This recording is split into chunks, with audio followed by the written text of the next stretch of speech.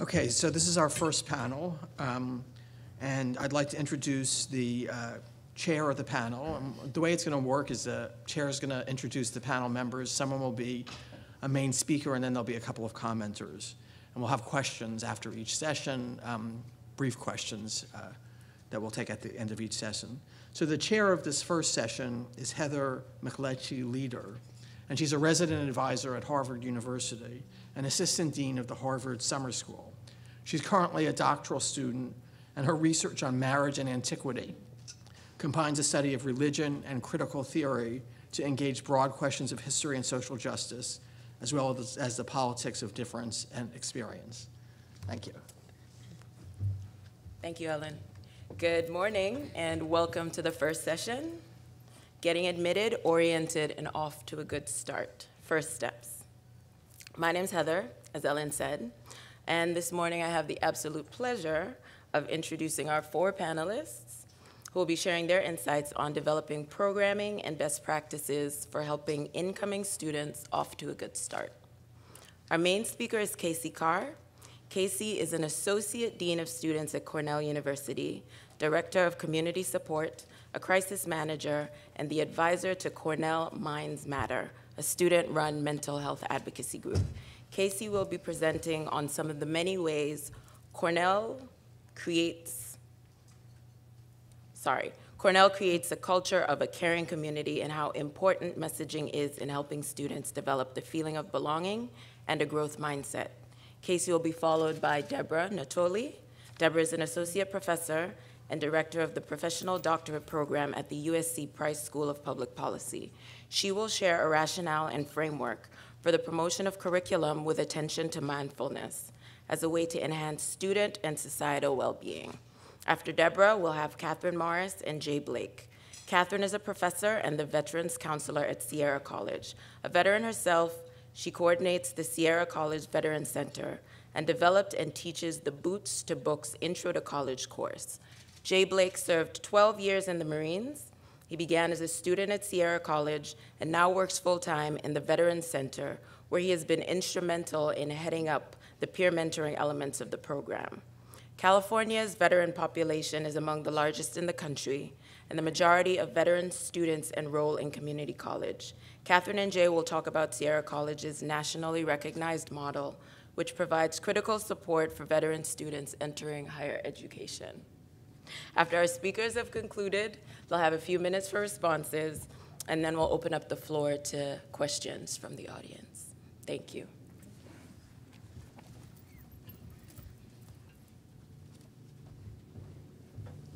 Hello, everyone. Hi. So I'm going to speak from here. The slides are over there. So before I show you this mental health framework, I want to talk about 5 years ago at Cornell. 3 students jumped to their death off of one of our many bridges. Immediately, we realized we had to do something. The first response, put up fences, put out nets, increase the counseling service. We did all that. But we also realized that we had to work upstream as well. And so we developed this mental health framework where we realized we had to work on a healthy educational environment, promoting help-seeking behaviors, social connectedness. Ellen talked about the power of social connectedness in her life. So many of our programs focus on that. And many other areas to change the culture. And how do we want to change the culture? We wanted to create a caring community. And we give these messages throughout. And here's a message from our leader, President David Skorton. For all its intensity, Cornell is a caring community because of the efforts we all make, faculty, staff, and students together, to seek help for ourselves and to offer support to others. So I'm going to cover things that we do before students arrive, during orientation, and then after to keep the message going. So before students even arrive, they all have to fill out a health form. And on that health form, they have to check. Have you ever been depressed? Do you have bipolar disorder, an eating disorder? Are you on the autism spectrum, learning disabilities? And when those boxes are checked, that student gets a letter, a personal letter just to them, talking about the resources on campus, inviting them to stop into the health center, to make an appointment, to develop a relationship with someone right away. Voices, parents, the importance of family and parents. Last year, we developed a family guide, a nice, thick book, and I'm just going to touch on a few pieces of that. I have many of these resources out in the lobby that you can look through, and on the last slide on my resource page, I show you how you can get to the online version of all of these things. Janice Whitlock, one of the researchers at Cornell, has found that more than 50% of all undergrads are on with the phones with their parents at least once a day. Parents can be our allies and work with us, helping students understand the resources, helping students understand how to stay mentally healthy while at college, or they can be the roadblocks. So the more we can educate parents, since they are constantly in touch with the students that we work with, the more we're going to be able to help our students. We also have a parents' table during check-in day, where parents get to meet all of the health professionals, all the mental health professionals, to talk with them, to understand who they can refer their child to if something comes up. Okay, staff and faculty. Cornell is made up of many different units, and often many of our units don't talk to each other. And staff and faculty tend to be sort of in their own little world. But after our many suicides, we decided that staff and faculty are the people on the ground who see students every day. They are the people who need to be continuing the messages about mental health. And so Cornell asked me to develop a handbook for noticing and responding to students in distress, one for faculty and one for staff. And I did that. And I could have done that sitting at my computer. I know that stuff. I've been doing that stuff for 20 years. But I decided that what was more important was having a conversation. And I urge all of you to have conversations about mental health and mental illness wherever you go. And so I spent 10 months before I sat down at my computer talking to everyone on campus. Our president, the custodians, dining workers, the administrative staff, faculty, anyone who I could make an appointment with, to ask them, what have you done to help the mental health of a student? And the stories were amazing. Many people had already moved forward in supporting students. And other ones would say, I'm a professor. I do geology, not mental health. But because I got in touch with them, they all felt that they were part of this plan. So I started writing the handbook, and I did what I was asked. What to do if you're concerned about a student? What if it's an urgent situation? What if it's an emergency? I listed the indicators of a student who might be struggling, the academic indicators, the behavioral indicators, physical indicators. And I helped faculty especially understand that they're not alone.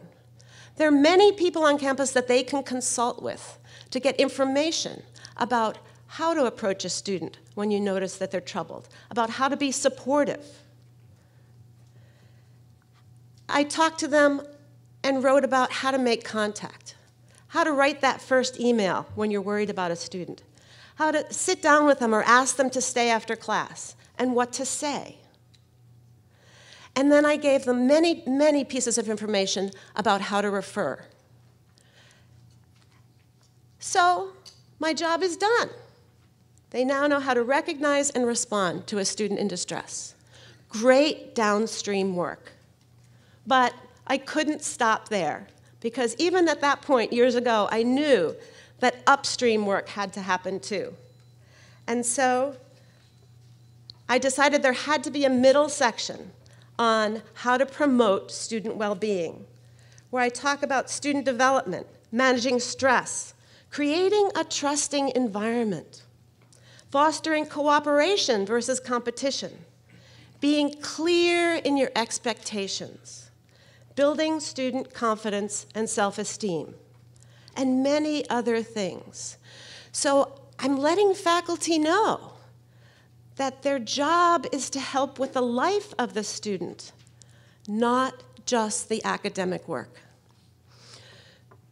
That was great, and the next step was scary, because the next step, I felt like I had to educate people about mental health and mental illness. And this was very controversial. People said, no, you can't write about mental illness. That's too scary.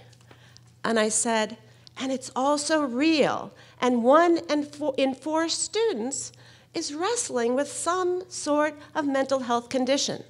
And so we have to educate faculty and staff and everyone on the university. So I added a section called the Synopsis of Student Concerns and Conditions, academic concerns, general concerns, and then mental health concerns. What is a mental illness? Recovery from mental illness, depression, bipolar, the student who is suicidal, anxiety, obsessive-compulsive disorder, schizophrenia. And not only did I know that it was important for faculty and staff to know about this because of their work with students, but it was important for them to know about it as human beings, for their relationships with their partners, with their children, with their friends. And so I got permission to put it in, and everyone is just thrilled by it. In fact, a friend of mine, after the books had been handed out, came to me and said, I read the book cover to cover, as if it was a novel. And I'm sure there are people who just put it on the shelf. But I was glad to see that some people had really, really benefited from it. So the books are written, but my goal is to continue that conversation about mental health and mental illness. So I could have put them in campus mail and mailed them to the 1,000 different professors. But that wouldn't involve a conversation. So instead, I recruited 100 students, spent time explaining to them everything that was in the handbook, gave each of them 10 books and a list of 10 professors, and asked them to make a half-an-hour appointment with each of those professors to sit down and thumb through the book. The student, many of them, had their first conversation with a faculty member about mental health and mental illness.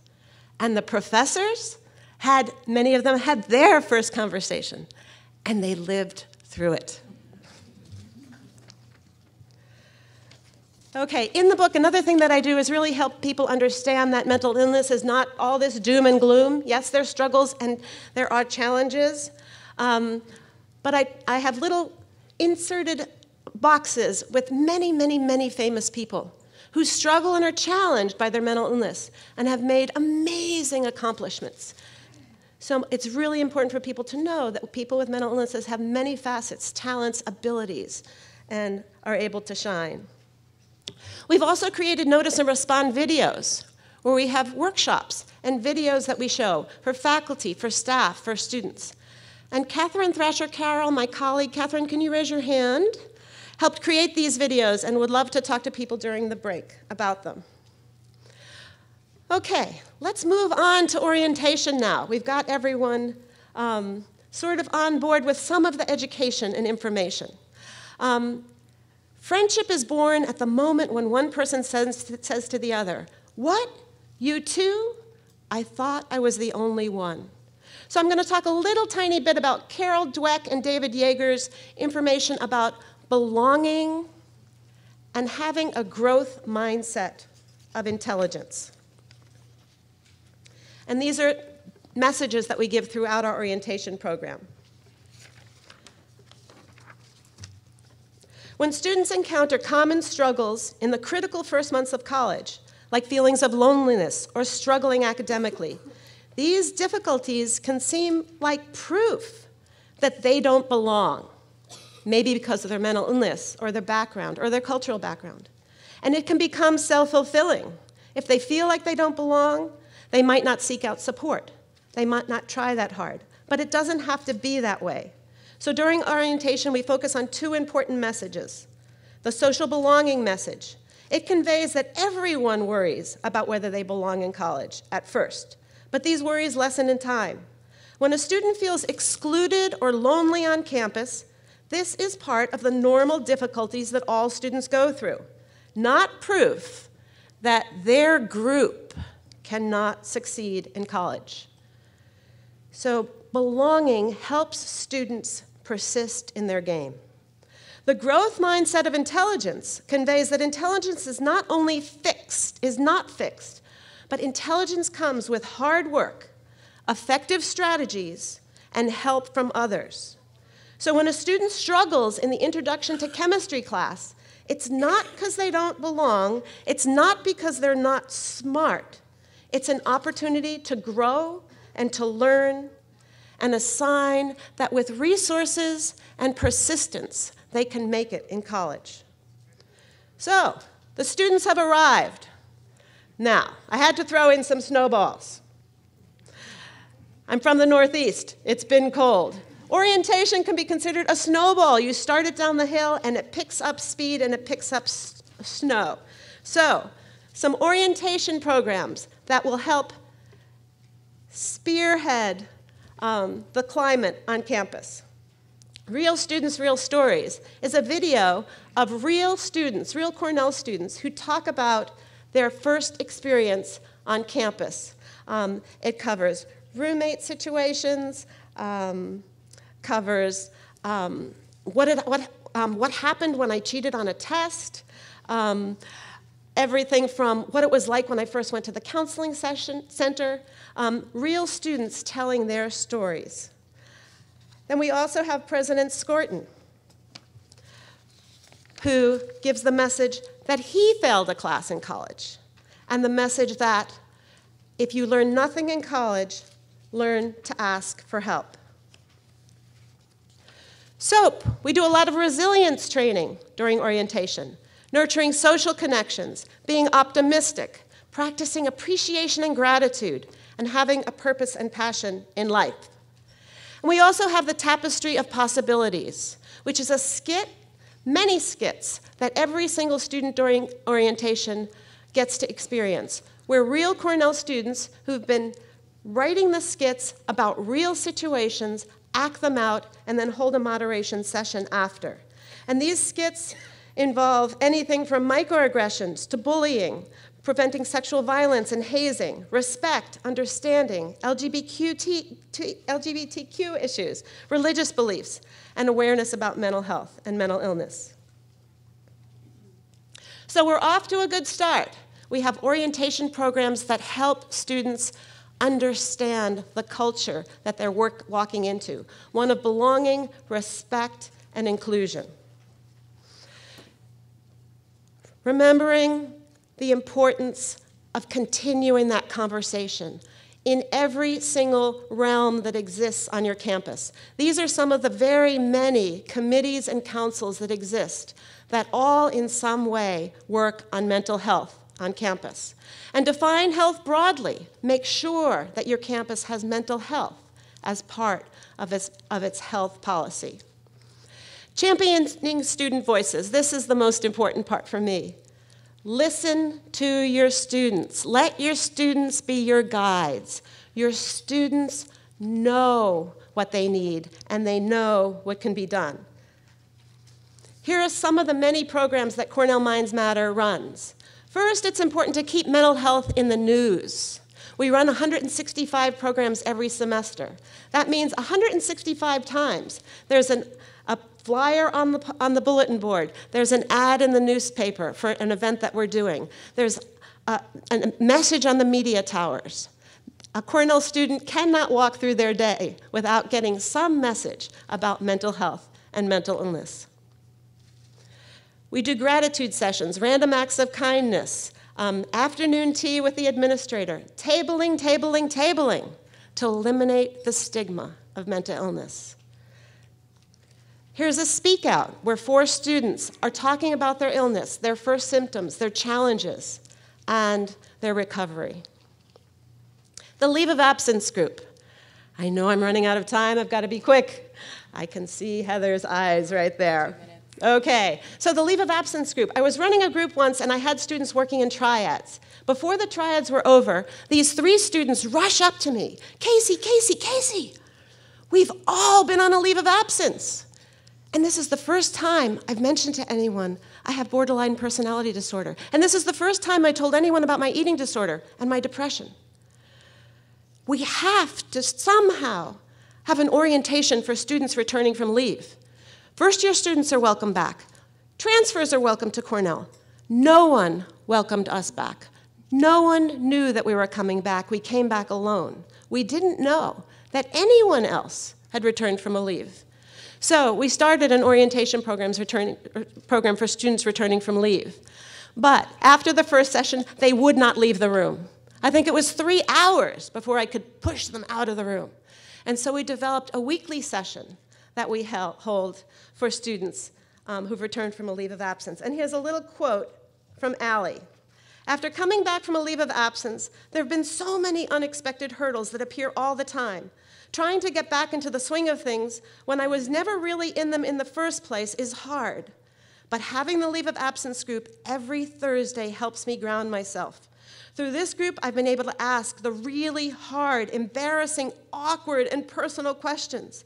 And I've been able to get advice from people just like me. Last thing, almost. Faces of mental health, faces of mental health. In the back, you'll find some booklets. Sadia came to me and said, Casey, we have to help show the entire campus that many of our student leaders are living with a mental illness. Football players, lacrosse players, student government representatives, heads of sororities and fraternities. I'm going to do an art exhibit depicting their challenge and their powerful self. And I said, great, Sadia, go for it. And after she left, I was thinking, sure, these students are going to talk about their mental illness and have it connected to their face, their photo. And then this is going to be hung on campus and left on campus for months in the art gallery. She came back 4 months later with a project done, with those students saying, I am challenged, I struggle, and I am successful, and I am important, and I'm going to share this information with you. So on the table in the lobby to the left, you can see the entire art exhibit in booklets that we put together. They're also on a link on the last page. And here are some of those photos here. Yik Yak, social media. I don't really know it, but a student wrote on the Cornell Yik Yak page, committing suicide after I leave this library. I made the choice. On Yik Yak, you can either vote something up or vote something down. The Cornell students said, let's talk about this. Vote it up. We have to talk about this. We have to talk about this. They found her. They were concerned and caring enough, and they knew the right words to say that she said, please come to the library and get me. And they walked her to the Student Health Center. A perfect example of that caring community in effect. Thank you.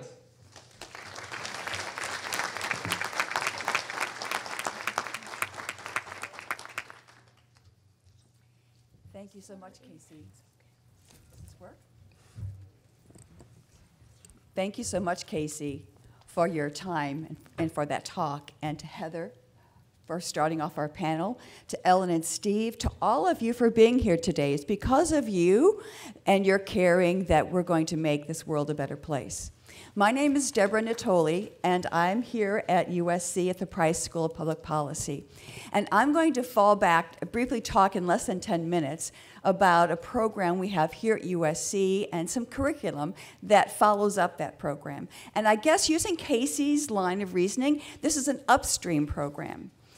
And because we know that people like Carol Dweck and our own Antonio Damasio, who talks about the fact that neurons that wire together, fire together, wire together, and that if we consider the neurobiology and we consider how it is that these pathways form, we can actually change the physical brain, and that influences feelings and behaviors.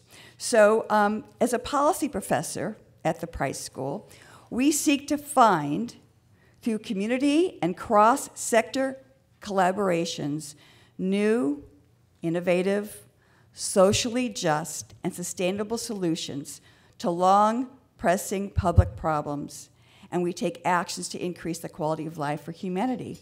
And I think that's perfectly in line with what Ellen and her institute do as well. So I have a question to pose for us today.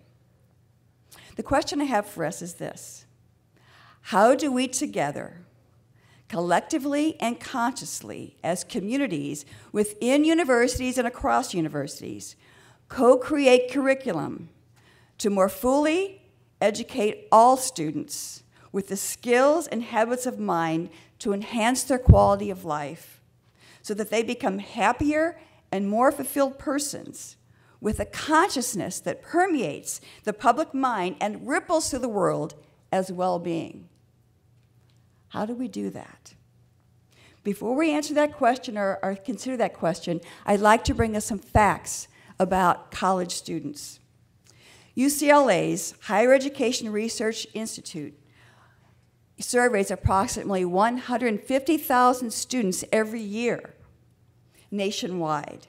And in their 2014 study, they found that college freshmen are more depressed now than ever, compared to the research over the past 50 years. 50 years. A follow-up study at the University of Missouri-Columbia a few months later determined that while students spend less time socializing with one another through friendships, they spend more time on social media. 27.2% in 2014, up from 18.9% in 2007. And although Facebook may be a positive way for students to connect, some undergrads use it to size up themselves and compare themselves, their own accomplishments with others, and they feel a sense of envy and depression. Jean Twenge at San Diego State says that college students today are more anxious than those in the past. And I found a TED Talk with Guy Winch, who says that we as a society are more lonely, that loneliness affects the functioning of our immune system, that loneliness impacts our long-term health more than cigarette smoking. Amazing, amazing.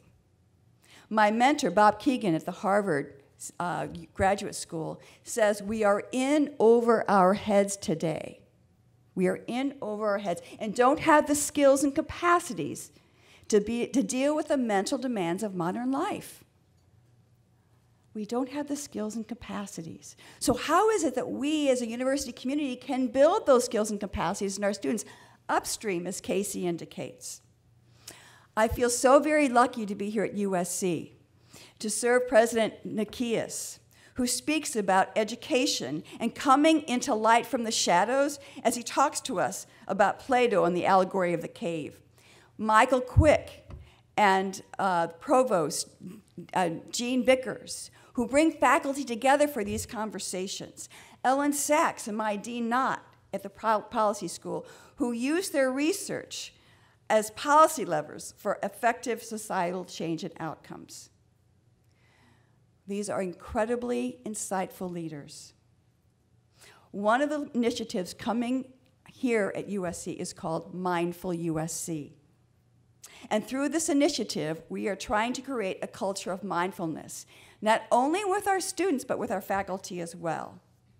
We embrace the research on brain neuroplasticity and emotional intelligence and offer training to students and faculty and staff on how it is we shift the way we detect and experience emotion. We realize that we have default patterns of feelings and beliefs that get triggered and sometimes cause us to function at less than optimal levels, that our complexes can pull us into the grip. Yet we also realize that we can find a mind with calm, that we can come to experience emotions in the body, and when we're conscious and can do this, we have options. Viktor Frankl once said that between stimulus and response, there is a space of choice, a space of power, and a space of freedom. A space of freedom. We all have access to that space. I'd like to stop us just for a second and do an exercise together as a group. I'd like us to everyone, cross your hands over your chest. Now, I want you to expand and inhale. And embrace and exhale. Do it again. Inhale, exhale. Close your eyes, please, and do it again. Inhale, exhale. Continue, please. And notice your body. Inhale, may we all be well. Exhale, may we all be safe. Inhale, may we be free of suffering and the cause of suffering. Exhale, may we be filled with compassion. Breathe in love and gratitude. Breathe out forgiveness. Open your eyes when you're ready, please, and come back to the group. You feel something happening. There is a shift when we stop and live in the moment. There's a shift in what happens to our internal state. And so I've created a course using the science of human emotion and experience to create a class at USC called Mindfulness, the Art and Science of Leading. We study human theories of mindfulness. We look at what it means to be human. Heather, I'm going to ask you what my time is because I don't want to take up 3 minutes. 3 minutes, thank you. I don't want to take up a lot of time to tell you about this course, except to say that what we do is we look at the research on mindfulness. We then use experiential conditions to actually think about creativity, think about grief, how the trauma is part of everyday life, and how it is we come to know ourselves more deeply. And so basically, it's a course that starts then to keep us more mindful as human beings. And basically, I guess I just want to say that to wrap up, that we create a toolbox of skills that support emotional resilience and habits of well-being. And we build person by person a world that's psychologically healthier, happier, and more fulfilled. Some years ago, David Brooks of the New York Times wrote a piece called The Psych Approach and urged us to be more conscious about the social and emotional deficits that trump emotional intelligence. Our own Professor Young at the business school talks about the fact that in the New York Times, just this past March 8th, that not only in leadership, but with employees, narcissism is on the rise in the business world. And his theory is it could come from unresolved trauma. There's research from the UK that says that rates of mental illness are 5 times higher in the most unequal compared to the least unequal societies in our world. Wow, 5 times. Societies with healthy minds have less poverty. Individual psychology and societal inequality relate to each other like lock and key. Such research gives us a policy lever. To change the world, we change our minds. Thank you very much.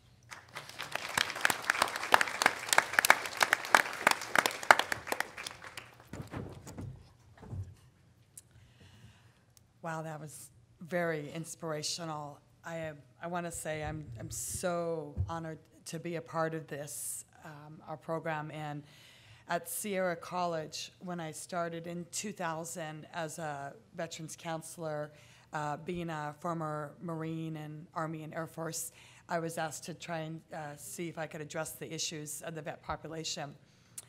In 2001, things started changing when I had 195 veterans to currently now I have over 850 veterans at our campus. One of the things that really had an impact for me is that I'm not a combat vet. For whatever reasons, I feel my calling was to end up being in that middle place between understanding parts of what they've been through, but also understanding the education system. I've heard probably over 1,000 times through the years since 2000 from my veterans that they are actually more comfortable and would prefer to go back into combat than they are to navigate the college system. I've heard that so many times. I mean, I've literally I've lost count. That's when I started realizing, wow, this is my calling. This is where I can help make that difference and try to help them be able to navigate that system. And so looking again, I guess, upstream and seeing how can I make that transition easier for them. And so listening to vets. And if you listen to them, oh boy, they will tell you what's on their minds.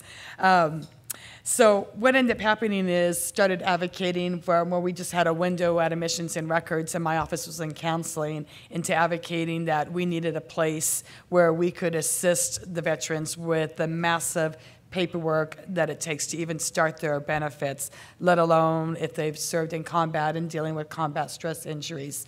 So we started advocating back in 2007 for a space, a veteran center. It took some years, but I can happily say that last, I guess it's a year and a half ago now, November was actually on Veterans Day of 2013, that we actually got a 2,000 square foot veteran center with all comprehensive services in there. And so now when a veteran walks into our facilities, they're greeted by veteran peer mentors. My office is there as the veteran counselor. We have a multitude of volunteers that will be able to assist. I also created a veterans, well, it's actually a college orientation success class, and we refer to it as Boots to Books. And it started from once a semester. I maybe had 20 students to now I teach it every semester, and I think we had 35. Yeah, we have to turn people away. And so what we've tried to do with that class is, when I've been hearing over and over, is that friendship and that trust. And it's like because that's what veterans, and that's what I missed in the military, was wherever you go, you're a team, you're part of a buddy. When you go into a combat situation, it's 100% intensified, because now your lives depend on each other, and it's actually probably one of the most important things for a veteran is the survival of the buddies. Nothing else matters than bringing home every person, but sometimes that doesn't always happen, and sometimes a lot of ugly things happen in a combat situation. So our veterans, who the average age is 26, come home after, I have one female vet that's had 7 deployments, and shared with me that on her last deployment, she tried to jump over the ship. She was couldn't handle it. Luckily, thankfully, she survived, but the first thing she wanted to do was go back, because she didn't want to leave her comrades there, but realized that maybe it was time to move on. So the question is, how do we help vets? Well, to me, my first thing is we first need to listen and really, really, truly understand what a veteran needs.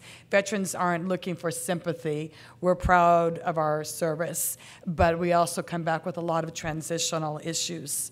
With our 850 veteran population and growing, one of the things with the Boots to Books class that we have is that's so critical that we were able to start it up actually with some mental health grants through Cal Mesa, was a veteran peer mentor.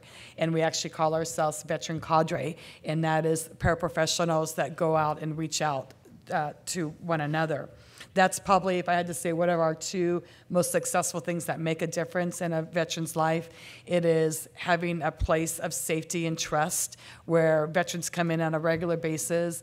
They come in shaking, they're in a panic attack. Nobody makes a big deal. We know all what to do. We have a relaxation area where I brought in plants that the guys complain about because they have to help water them, but we know that that's important, and waterfalls, and that we just sit with them until that they can get into a peaceful place. The last time I just sat there with the veteran for as long as they needed, and when they got into a safe place, then they were able to go back into the classroom without anybody making a big deal or, oh my gosh, somebody's having a panic attack. It's no, this is part of our lives. coming back to the college campus for a veteran is one of the first places quite often after military. And so when you've been part of a team and then you come back and then you feel isolated because you don't at first see anyone that looks like you, and you're wondering, why am I so hypervigilant? Why am I having a difficult time listening to what the professor's saying? Why am I not following? And then we start to address what some of those concerns might be. What's my time? Okay. I want to make sure, at least for my counterpart here. Some things that we did find out with our Boots to Books class is we had one of our veterans kind of do a survey. We wanted to get some numbers. And we found out of that class of 35, which is very much a microcosm of all of our vets, is that 80% of them have been deployed. And so, as you can imagine, and if that's probably 70 to 80% of our veteran population has been deployed, then what we now commonly refer to our Veteran Center as an urgent care center makes sense to us, because now that they're coming there to our center and they're feeling safe and they're feeling trusted, they start to divulge some of those dark secrets that they're afraid to tell anybody, is that, you know, I am having difficult sleeping. I sleep with a gun under my bed. I am drinking excessively, and until someone can tell me that I won't have terrible nightmares, I'm going to keep drinking. All of these different things they start sharing with us. We had a veteran that shared 3 months ago that took a gun to his head, and thankfully the bullet got jammed, and so he was able to be present in our Boots to Books class today. I could go on and on and on about the issues and the struggles that we see with our veterans. And so, to me, it is very critical and so important to be a part of this, because at a community college system, that we have over 44,000 veterans in the college system, and over 40% of those are going to a community college. It is their first stop. Even when they go into the CSU, 95 to 98% of them have started at a community college. And so to me, this is that critical step that if we don't help them get transitioned and feeling that trust and that support and getting that Maslow's hierarchy of needs set, they're not going to be able to move on to whatever direction, career, and goals. And so that's, to me, the importance of our Boots to Books and our vet peer mentor. I know I have about a minute and a half left here.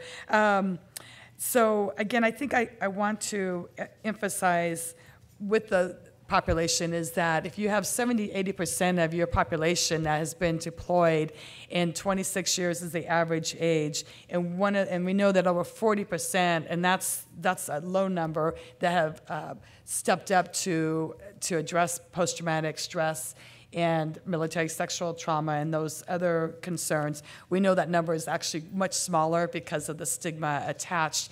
Then this is that critical place to be able to step in and make a difference. Through all of that, though, we want to also emphasize in that when we do quite a bit of training around the country called At Ease, and it's military competency and stresses about to faculty and staff about what a veteran student population is the importance of that. We always stress that we're thrivers, not just survivors, and that it's that importance of being recognized for more than just having a mental health issue. And so that's, again, where the peer mentoring comes in. So I'm going to pass it off to my colleague, Jay Blake. Thank you. Thank you, Kath. Hello.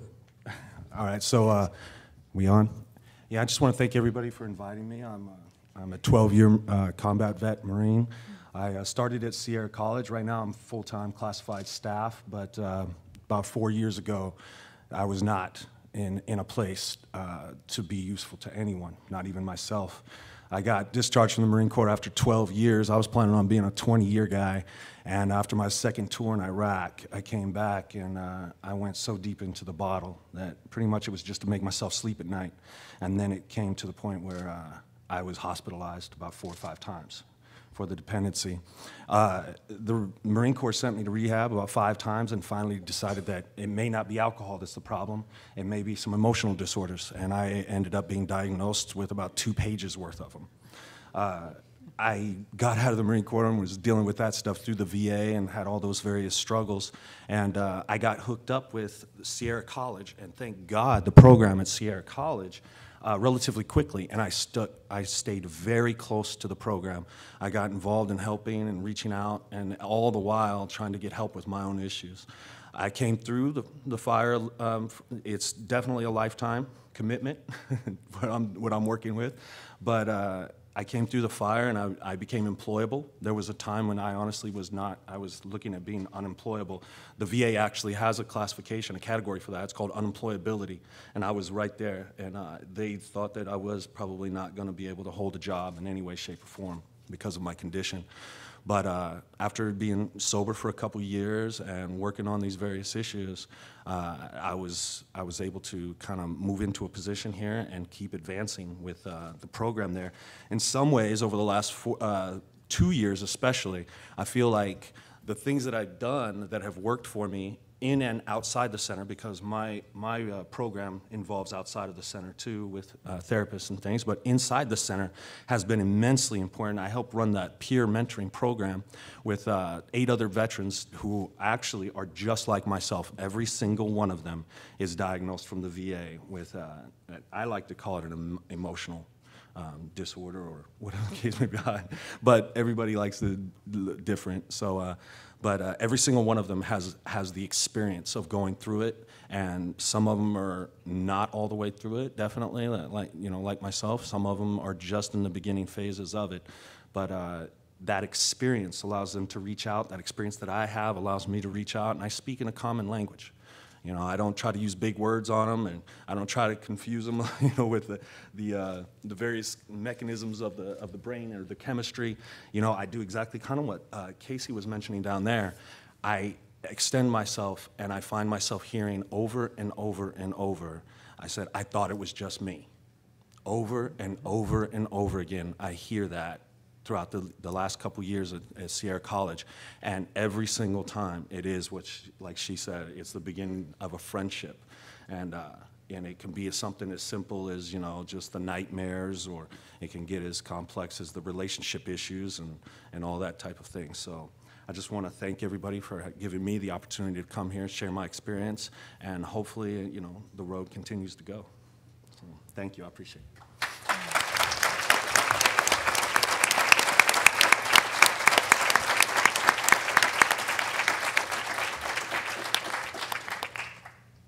Thank you, Jay, and to the rest of the panel for being good with time.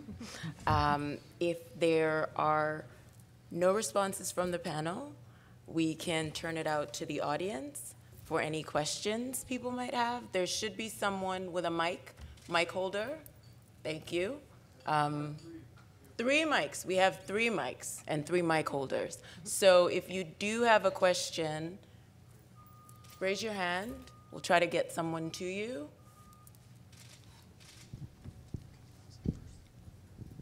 Seem to have 2 at the same time.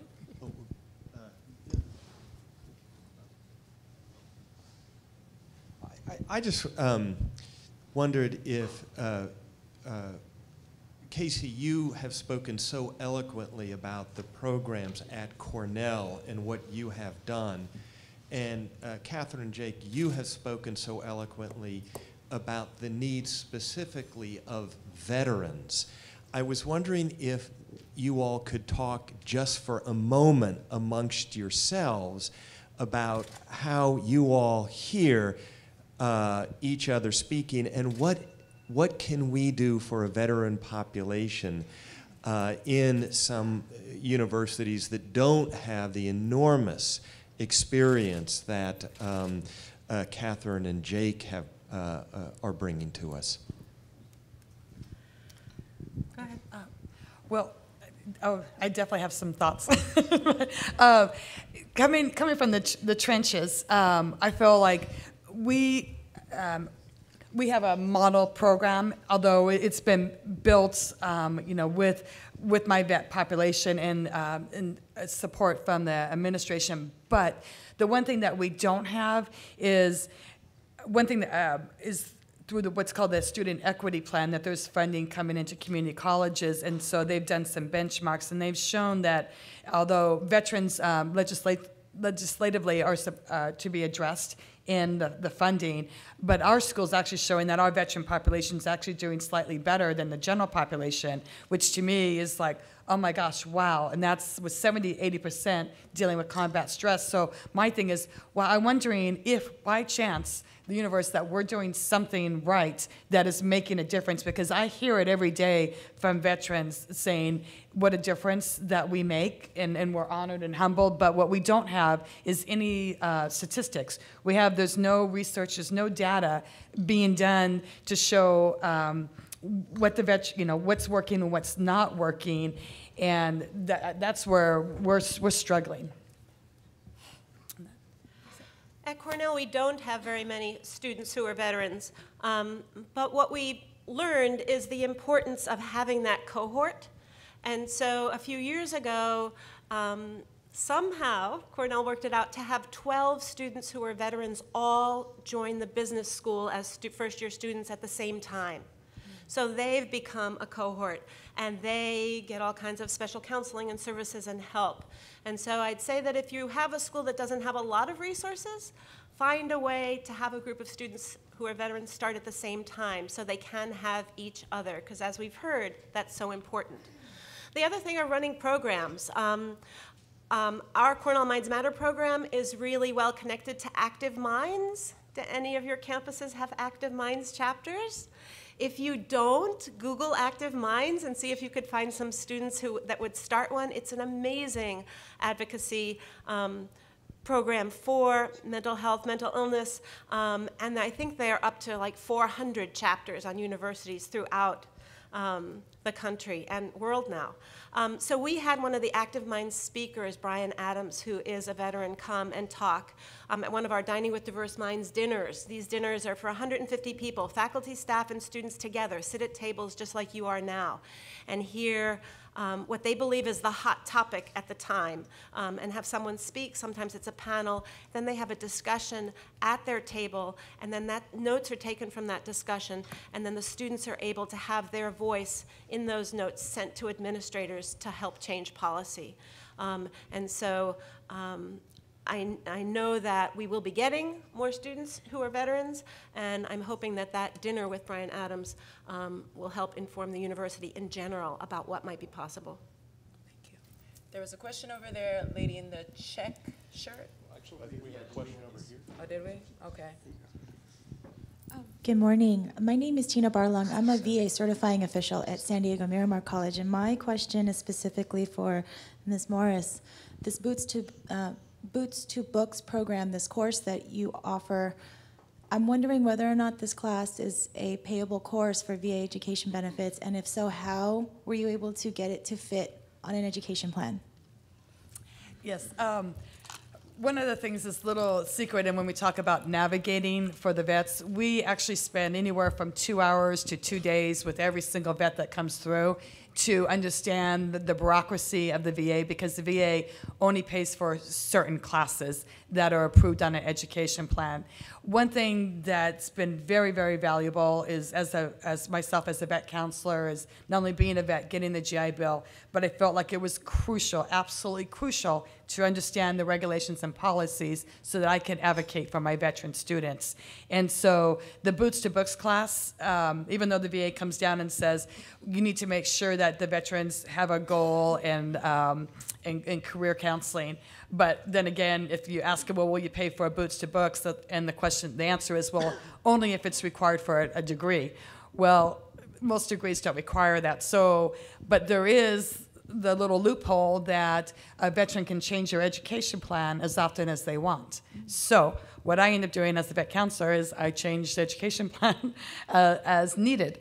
And so that way, that allows that veteran to take those critical courses that are career planning, that are college orientation. And so they get paid under electives. Every vet gets paid under electives. I've also advocated with the VA that they say, well, if a vet has a disability, then they can take the class. So one thing I did want to mention that's maybe critical to all of this is because most most colleges, community colleges, do not have a specified veteran counselor that knows all the ins and outs and works with the certifying official. Obviously, our certifying official is right there in our program, so that I can understand the policies and regulations and be able to advocate. There's a bill coming up that I'm going to be testifying for April 7th. It's AB 421, and that is to require all community colleges to have a veteran counselor. So I've been working with them and put together,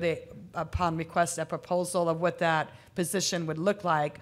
And that would be basically a college counselor, but that would, and I explained to them, it would be no different than if you had a college counselor that worked with foster youth or that worked with African Americans or LGBTQI, that counselor needs to have a thorough understanding and knowledge based on that population to be able to serve them. So that would be phenomenal also to get support in this AB Bill 421 so that classes like Boots to Books, we don't have to jump all these little hurdles to be able to get the veterans paid, and to navigate that system.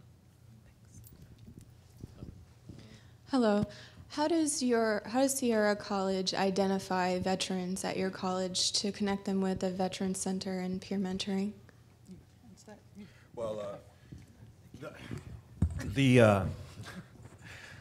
any veteran using a benefit of any kind, 1606, Chapter 31, Chapter 33, any of those various ones, has to come through our office.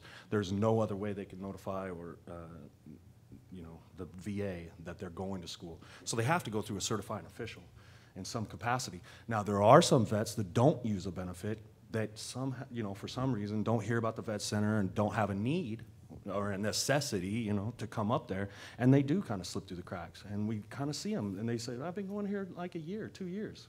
And I was, you've never come up and seen us? I mean, I can get you priority registration. I can do so much for you, even if you're not going to use a benefit.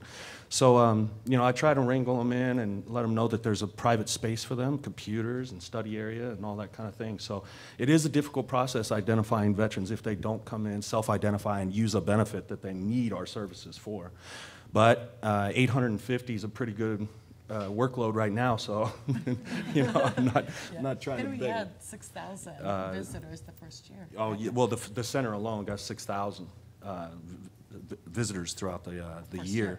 So obviously, that not just veterans. We have VIPs coming through all the time just to check it out and everything else. So, am I not close enough? Everybody can hear me? We good?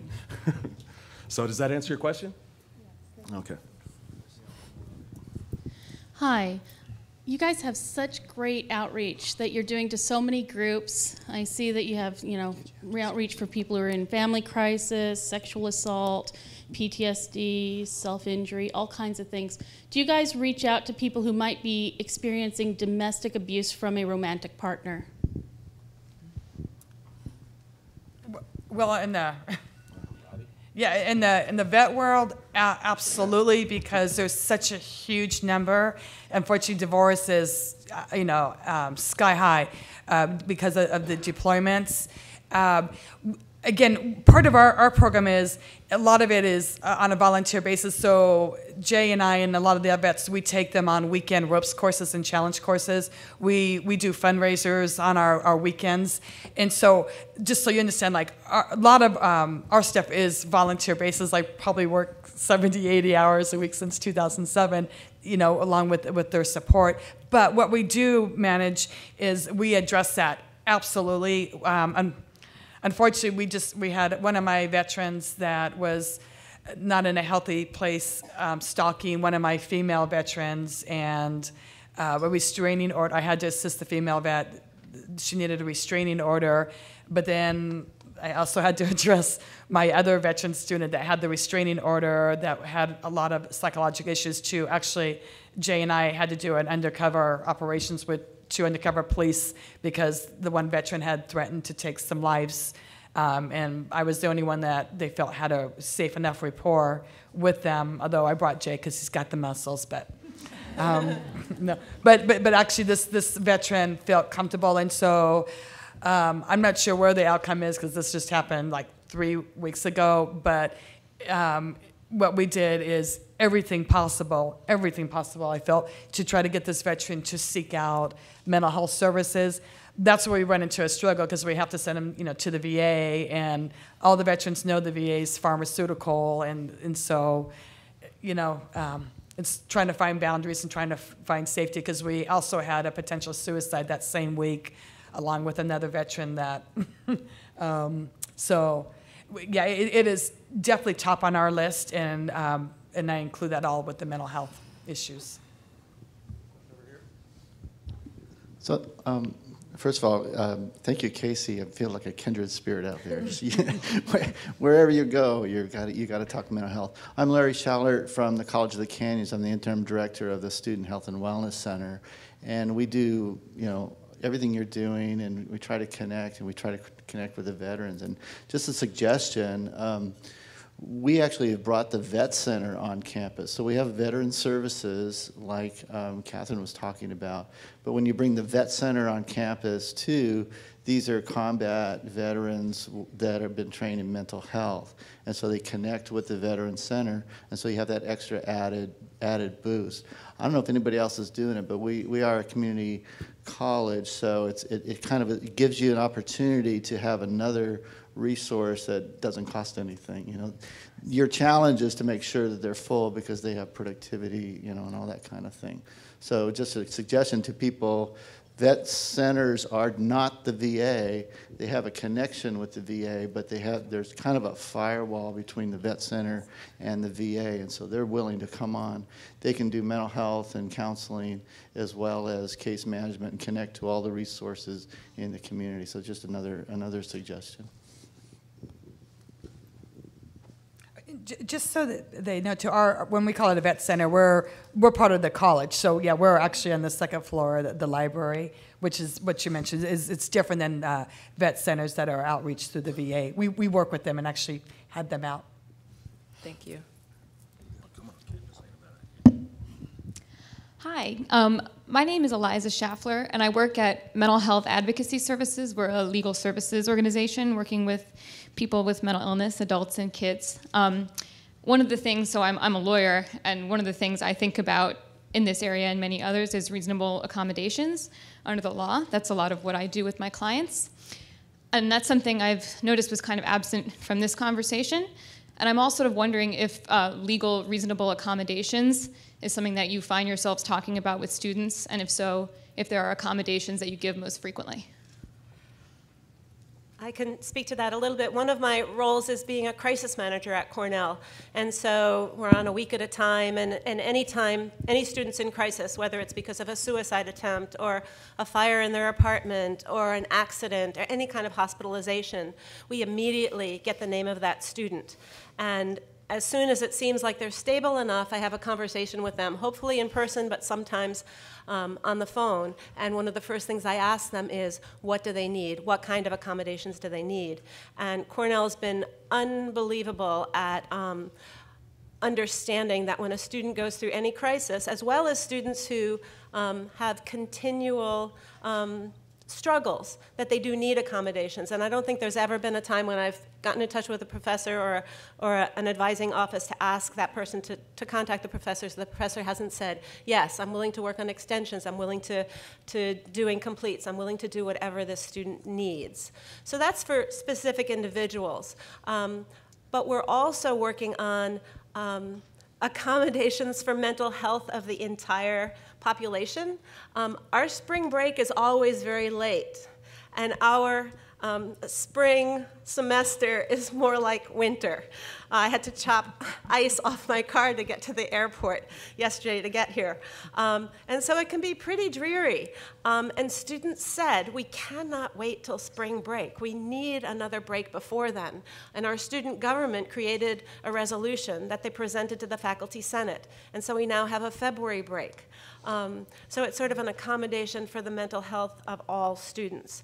We have a student disability center where any student can go, whether it's for issues of learning disabilities, many students on the autism spectrum, and we do the best we can to help create an individualized plan that focuses on, and also look at universal design, so it's something that's good for everyone for accommodations. We're not there yet. There's still so much work that has to be done, but we keep trying to move in that direction.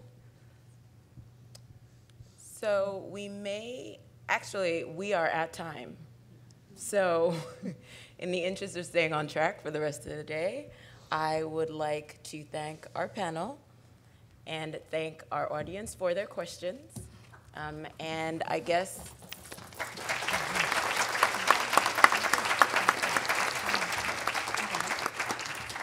so we're now released on break. So we will break 10 minutes. So we'll be back here at 10:40 to resume for our second session. Thank you very much.